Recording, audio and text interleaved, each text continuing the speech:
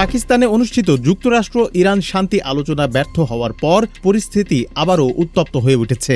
যুক্তরাষ্ট্রের president Donald Trump ইরানে পুনরায় বিমান হামলার সম্ভাবনা বিবেচনা করছেন বলে জানিয়েছেন দেশটির সংবাদ মাধ্যম দ্য ওয়াল স্ট্রিট জার্নাল। গত 12 এপ্রিল ট্রাম্প হরমুজ প্রণালীতে নৌ অবরোধের ঘোষণা দেন। মার্কিন সামরিক বাহিনী জানিয়েছে 13 এপ্রিল সকাল থেকেই ইরানি বন্দরগুলো কার্যত অবরুদ্ধ করা হয়েছে, যদিও আন্তর্জাতিক জাহাজ চলাচলে সরাসরি বাধা দেওয়া হবে না বলে জানানো হয়েছে। তবুও এই পদক্ষেপে বৈশ্বিক উত্তেজনা বেড়েছে। এই অস্থিরতার প্রভাব পড়েছে জ্বালানি বাজারেও। আন্তর্জাতিক মানদণ্ড ব্রেন্ট ক্রুড অয়েলের দাম $75 থেকে বেড়ে ব্যারেল প্রতি $100 ছাড়িয়েছে, যা বিশ্ব অর্থনীতিতে নতুন চাপ তৈরি করেছে। এদিকে ইরান কঠোর অবস্থানেই রয়েছে। দেশটির সংসদের স্পিকার মোহাম্মদ বাঘের গালিবাফ স্পষ্ট করে বলেছেন, তেহরান কোনোদিন হুমকির কাছে নতি স্বীকার করবে না।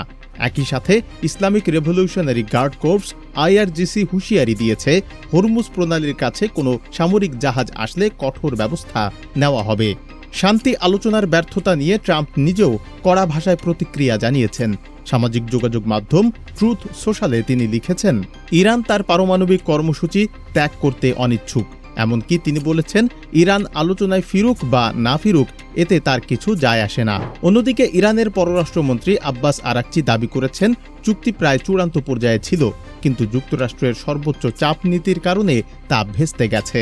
উল্লেখ্য যে যুদ্ধ পরিস্থিতির প্রভাব শুধু কূটনীতিতেই সীমাবদ্ধ নয়। ফেব্রুয়ারি থেকে শুরু হওয়া সংঘাতের পর ইরানে ইন্টারনেট ব্যবহারে কঠোর বিধিনিষেধ আরোপ করা হয়েছে।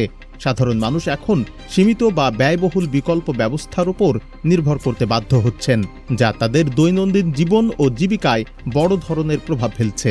সব মিলিয়ে হরমুজ প্রণালীকে ঘিরে সামরিক উত্তেজনা, ব্যর্থ কূটনীতি এবং বাড়তে থাকা জ্বালানি সংকট বিশ্বকে নতুন এক অনিশ্চয়তার দিকে ঠেলে দিচ্ছে।